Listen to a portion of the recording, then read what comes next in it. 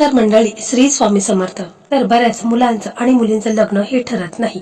त्यासाठी मी तुम्हाला अत्यंत साधा आणि सोपा परंतु खूप असा प्रभावी एक उपाय सांगणार आहे. तर आपल्याला फक्त एक हळकुंड लागणार आहे. अत्यंत साधा सोपा उपाय आहे. तर या उपायामुळे मुलांच्या कुंडलीमध्ये कितीही भयंकर दोष असेल, कालसर्प दोष असू दे, राहू केतू, त्याचप्रमाणे शनीची साडेसती असेल, तर त्याचप्रमाणे गुरुग्रह देखील स्ट्रॉंग होत असतो. त्यामुळे हा उपाय आपल्याला गुरुवारच्या दिवशी सकाळी करायचा आहे. तर ही संपूर्ण माहिती जाणून घेण्या अगोदर तुम्ही चॅनलवरती नवीन असाल तर चॅनलला सबस्क्राईब करा. व्हिडिओ पाहत असताना व्हिडिओला लाईक करा. त्याचप्रमाणे श्री स्वामी समर्थ अशी कमेंट करा. तर मंडळी, लग्नासंदर्भात भरपूर व्हिडिओ आपल्या चॅनलवरती आहेत. म्हणजे मराठी मेघना या युट्यूब चॅनलवरती लग्नासंदर्भात भरपूर व्हिडिओ अपलोड झालेले आहेत. तुम्ही मराठी मेघना या चॅनलवरती प्लेलिस्ट आहे, त्याच्यामध्ये जायचं आहे. तिथे लग्नाचे भरपूर व्हिडिओ तुम्हाला पाहायला मिळतील. जवळजवळ 85-90 व्हिडिओ हे अपलोड झालेले आहेत, ज्यामध्ये बऱ्याच मुलींचं लग्न देखील ठरलेलं आहे. कारण मी जे हे उपाय तुम्हाला सांगत आहे तर ते ज्योतिषांनी सांगितलेले महा उपाय आहेत आणि ज्यामध्ये बऱ्याच मुलांचं लग्न देखील ठरलेलं आहे. तर हा उपाय आहे, तर हा उपाय आपल्याला गुरुवारी सकाळी करायचा आहे. हा उपाय कोणी करायचा, तर हा उपाय मुलांनी स्वतः केला तर खूपच चांगला आहे. परंतु आपण पाहत असतो की आजकाल मुले जॉब निमित्ताने, व्यवसाय निमित्ताने बाहेर राहत असतात. मुलांना शक्य नसेल तर मग घरातील कोणत्याही व्यक्तीने केला तरी देखील चालेल. मुलाचे आई वडील करू शकतात, भाऊ करू शकतो, बहीण करू शकते किंवा वहिनी करू शकतात. तर या उपायासाठी आपल्याला फक्त एक हळकुंड लागणार आहे. तो देखील आपल्याला व्यवस्थित आणायचा आहे. असं चिरलेला वगैरे किंवा असं वाकडा तिकडा आणायचं नाही, तर सरळ असा हळकुंड आपल्याला एक आणायचा आहे. त्याचबरोबर आपल्याला एक लाल स्केच पेन लागणार आहे. त्याचबरोबर आपल्याला एक पिवळा कपडा लागणार आहे. म्हणजे छोटासा रुमाल असेल पिवळ्या कलरचा तो चालेल, परंतु नवीन असायला हवा. जुना वगैरे असेल तर तो घ्यायचा नाही. तसेच एक आपल्याला अत्तरची बॉटल लागणार आहे. चंदनाचा अत्तर आहे, तर तशी छोटी बॉटल असेल तरी देखील चालेल, ती घ्यायची आहे. आपल्याला एक पिवळा रुमाल लागणार आहे. तो देखील आपण नवीनच घ्यायचा आहे. घरात अगोदर वापरलेला रुमाल घेऊ नका, नवीन रुमाल आपल्याला घ्यायचा आहे. तर एवढंच साहित्य आपल्याला लागणार आहे.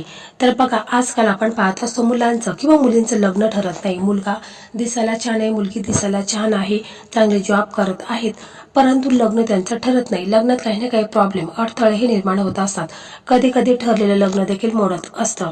मुलाचे आई वडील खूप प्रयत्न करत असतात, परंतु काही उपाय करून देखील मुलांचं लग्न ठरत नाही. कारण बघा, मुलांच्या कुंडलीमध्ये 7वा घर हा लग्नाचा असतो आणि त्याच्यामध्ये पापग्रह असतात. म्हणजे जसं की राहू केतू शनी हे असतात. त्यामुळे मुलांच्या लग्नाला विलंब होत असतो. लग्नात काही ना काही अडथळे हे निर्माण होत असतात आणि आपण आजचा हा उपाय केल्यानंतर मुलांच्या लग्नात कोणताच अडथळा येणार नाही आणि मुलांचं लग्न हे लवकरात लवकर होईल. तर पहा, गुरुवारी आपल्याला सकाळी लवकर उठायचं आहे. मुलाचे आई वडील हा उपाय करत असेल तर त्यांनी सकाळी लवकर उठायचं आहे.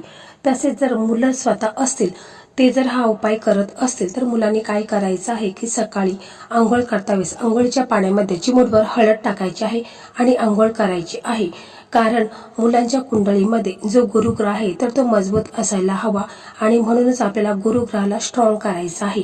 जेवढे तुम्ही पिवळ्या वस्तूचं दान कराल, पिवळ्या वस्तू तुम्ही या दिवशी सेवन कराल, तरी देखील तुमचा गुरुग्रह स्ट्रॉंग होत असतो. कारण लग्नामध्ये इतर ग्रह तुमचे कमजोर असतील तरी देखील चालेल, परंतु गुरुग्रह हा स्ट्रॉंग असायला हवा.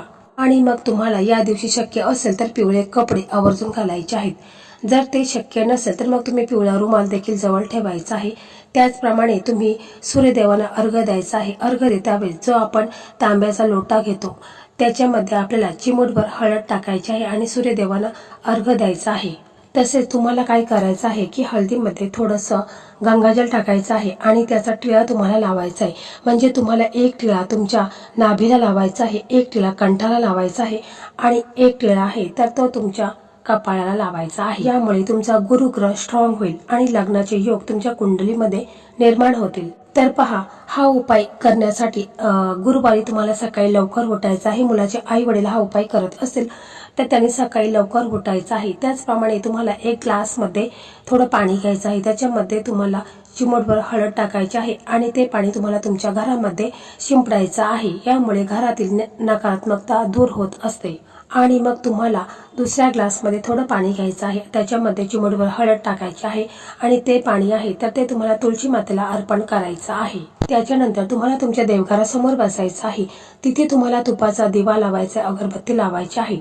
आपले इष्ट देव आहेत, कुलदैवत आहेत, श्री स्वामी समर्थ महाराज आहेत, त्याचप्रमाणे श्री हरी विष्णू माता लक्ष्मी आहे यांना तुम्हाला प्रार्थना करायची आहे की मी हा जो उपाय करत आहे तो उपाय माझा यशस्वी होऊ द्या आणि माझ्या मुलांच्या कुंडलीमध्ये जे काही नकारात्मकता आहे, लोकांची वाईट नजर आहे, तर ती दूर होऊन माझ्या मुलांचं लग्न हे लवकरात लवकर ठरू द्या.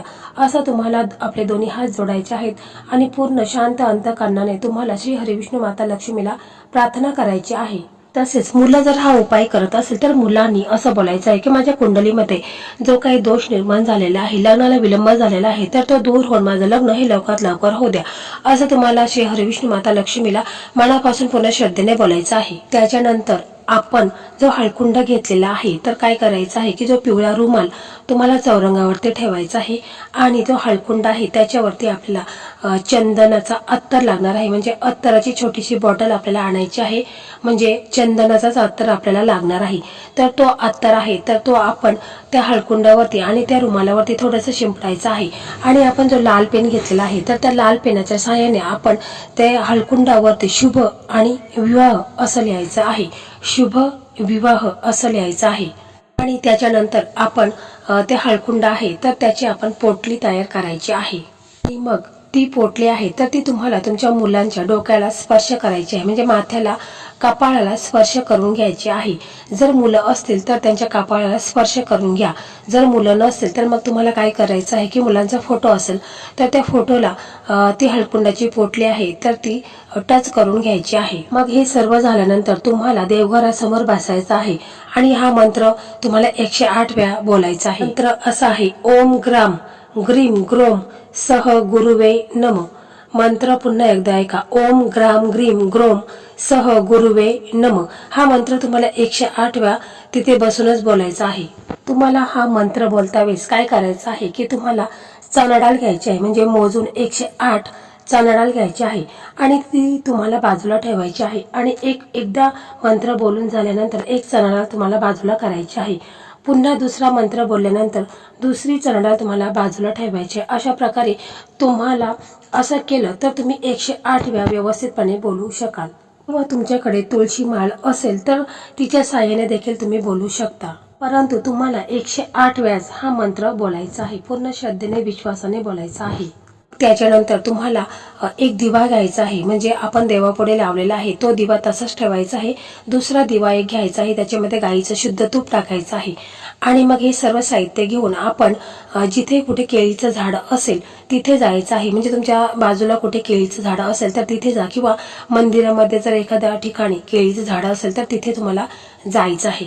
केळीच्या झाडात साक्षात भगवान विष्णू आणि माता लक्ष्मीचा वास असतो आणि म्हणून गुरुवारी केळीच्या झाडाची पूजा करणे हे विष्णू आणि लक्ष्मी मातेला प्रसन्न करण्यासाठी अत्यंत शुभ मानले जाते. केळीचे झाड हे गुरु बृहस्पती ग्रहाशी संबंधित मानले जाते. गुरुवारी केळीच्या झाडाची पूजा केल्याने कुंडलीतील गुरुग्रह हा मजबूत होतो, त्यामुळे जीवनात सुख, शांती आणि समृद्धी नांदते. केळीचे झाड हे पवित्रता आणि मांगल्याचे प्रतीक आहे. मग आपण तिथे जायचं आहे. केळीच्या झाडाजवळ गेल्यानंतर आपण केळीच्या झाडाच्या मुळापाशी थोडासा खड्डा खणायचा आहे आणि मग हे जे हळकुंड आपण घेतलेला आहे तर त्याच्यामध्ये आपण दाबून टाकायचं आहे आणि त्याच्यावरती माती ठेवायची आहे. आणि तिथे आपण जो दिवा आणलेला आहे तर तो दिवा तिथे प्रज्वलित करायचा आहे.